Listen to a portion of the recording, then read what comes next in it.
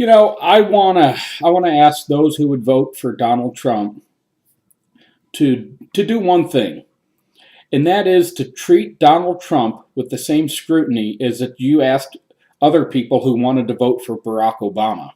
And what I mean by that is set aside the campaign speeches and all the campaign rhetoric and look at what people have stood for. Look at their positions where they've been most of their life, not what they've chosen to be, where they've chosen to become in this election cycle. Nobody's immaculate conversion, Johnny come lately to the Republican Party. And here's what I want you to look at. You need to really and look. If what I say here doesn't influence you and you still want to vote for Trump, fine. I've listened to a lot of Trump voters, and here's some of the things I want you to consider. First of which, Donald Trump says he used to be pro-choice, has been his whole life. He was so pro-choice, he was in favor of partial birth abortion. He wouldn't have prevented that. He's now become pro-life. However, now if you take him at his, if you believe his his transformation is legitimate, that he's now pro-life, then how can he just a short time ago say he wants to put his sister, or I should say his sister, he said his sister would make a great Supreme Court nominee. His sister, Marianne Trump Berry, is a hardliner leftist New York federal judge who, supports partial birth abortion to the highest degree. She is a huge abortion rights supporter. So how can you hold that opinion and then turn around and say that you'd put someone who is 180 degrees opposed to you on abortion? Let's look at, Donald Trump says he's for smaller government. Yet he came out and he favors universal health care. He talked, glowingly about Obamacare. He said he liked Obamacare. When he went off on John McCain, basically, what do you call him, a loser, and he was a POW.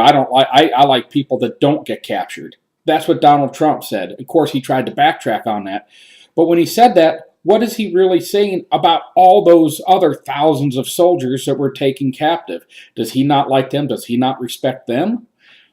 Let's see where Donald Trump is on immigration. Huge. Immigration is what really started me looking at Trump, and I was like, "Woo, yeah, go boy!" But then I looked into it. Most people say, "I love Donald Trump on immigration. He's gonna close that border. He's gonna get tough." But then compare that.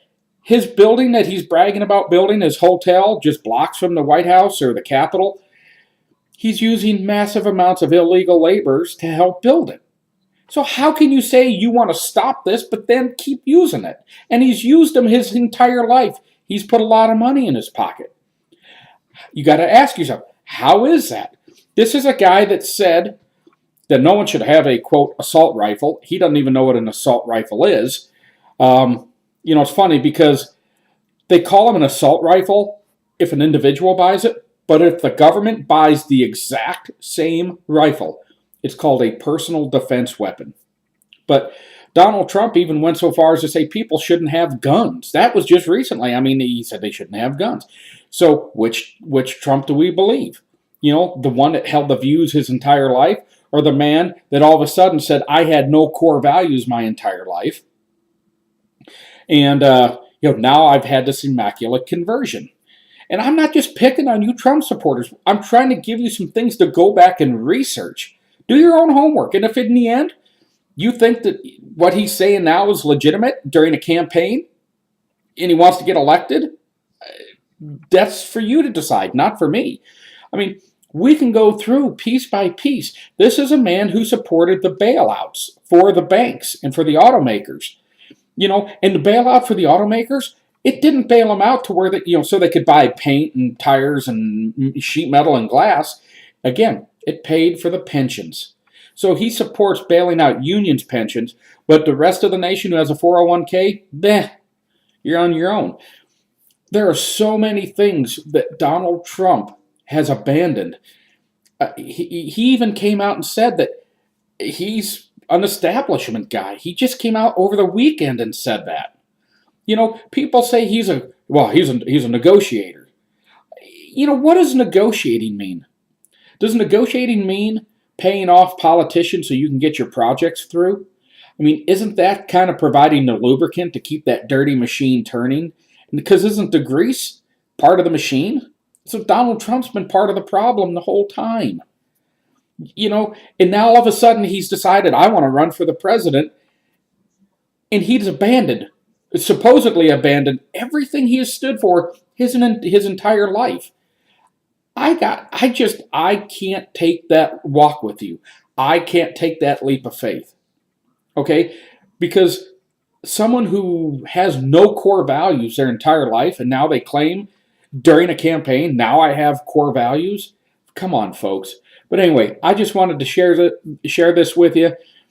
If you're a Trump supporter, all I'm asking, I'm not telling you don't vote for Donald. Do this homework. Don't listen to the speeches of any politician. Look at their track record. Look at what they've done.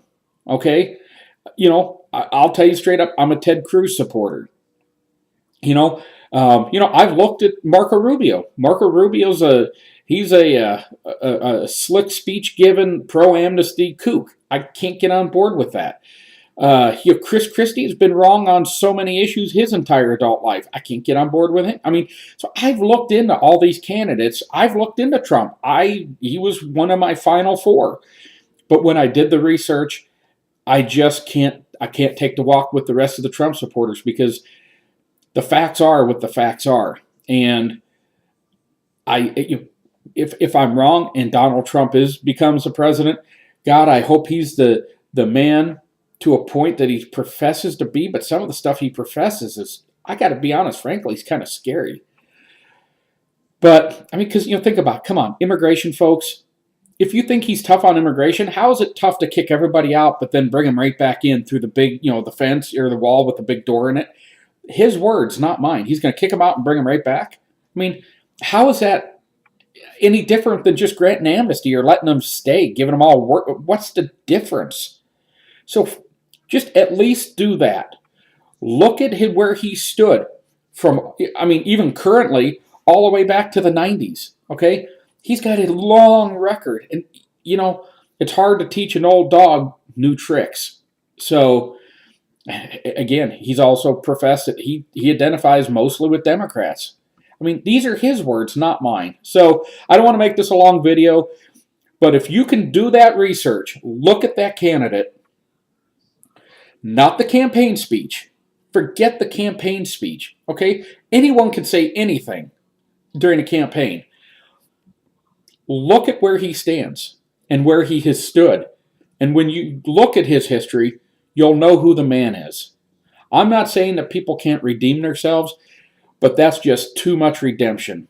And let me leave you with this. We all don't like the fact that we have a dictator as a president. I often call him the Mullah Obama, because he's this hardliner that rules like a dictator. I got a pen and a phone and I'm going to use it. And he just arbitrarily has changed laws on his own. He ignores laws. He acts like a tyrant. Donald Trump is the same mindset, just on the opposite side of the coin. Having the Mullah Obama is bad, but having Mao say Trump is just as bad. You can't complain about their dictator when you want a dictator too. So, just keep these things in mind. Do your own research, and if you still want to vote for Trump, that's your right. So I appreciate you watching, and I'd appreciate your feedback.